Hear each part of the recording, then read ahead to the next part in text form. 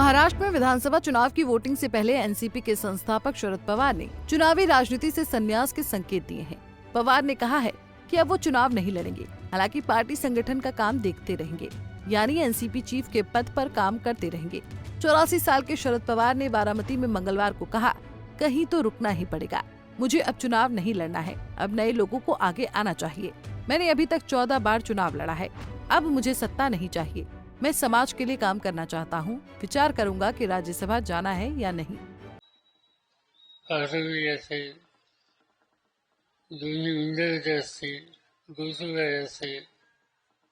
असे अनेक गाव आहेत ज्याचा उल्लेख या ठिकाणी करणं आवश्यक आहे। या सगळ्या गावामध्ये माझं जाणं येणं होतं। भागाचं वैशिष्ट्य काय होतं? दुष्काळ,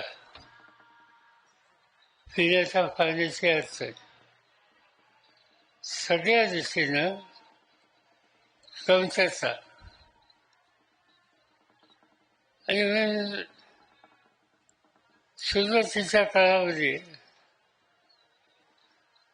1960 में शरद पवार ने कांग्रेस से अपने राजनीतिक करियर की शुरुआत की। 1960 में कांग्रेसी नेता केशवराव जेधे का निधन हुआ और बारामती लोकसभा सीट खाली हो गई। उपचुनाव में Peasants and Workers Party of India यानी PWP ने शरद के बड़े भाई बसंतराव पवार को टिकट दिया, जबकि कांग्रेस ने गुलाबराव जेधे को उम्मीदवार बनाया। उस वक्त YB चव्हाण महाराष्ट्र के सीएम थे। उन्होंने बारामती सीट को अपनी साख का मुद्दा बना लिया था।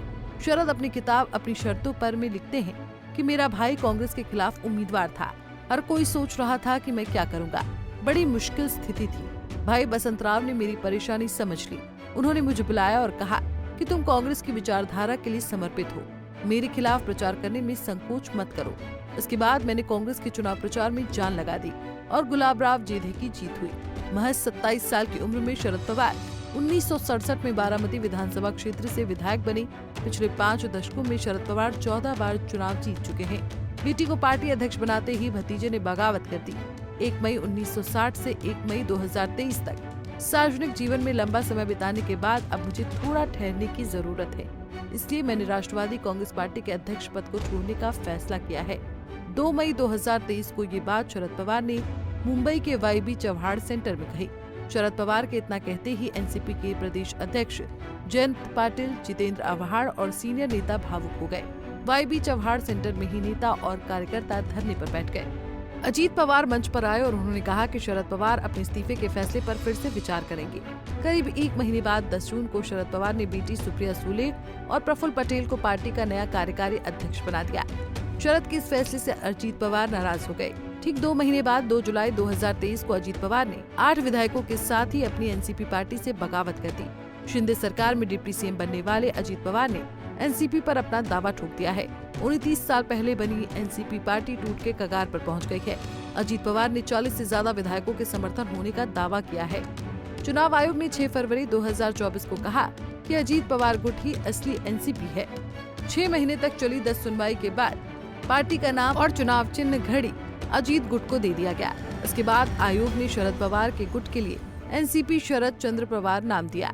इस पार्टी का चुनाव चिन्ह तुरही है। इस तरह एनसीपी पार्टी टूटकर 2 हिस्सों में बटी तो दोनों पार्टी की कमान पवार परिवार के ही हाथ में रही। महाराष्ट्र में 20 नवंबर को चुनाव होने हैं, जबकि सभी 288 सीटों पर मतगणना 23 नवंबर को होगी। बता दें कि 2019 के विधानसभा चुनाव में भाजपा ने 105 सीटें, शिवसेना ने 56 और कांग्रेस ने 44 सीटें जीती थी, जबकि 2014 में भाजपा ने 122 सीटें, शिवसेना ने 63 और कांग्रेस ने 42 सीटें हासिल की थीं। हमसे जुड़े रहने के लिए हमारे YouTube चैनल को सब्सक्राइब करें और नई वीडियो की नोटिफिकेशन के लिए बेल आइकॉन को दबाएं।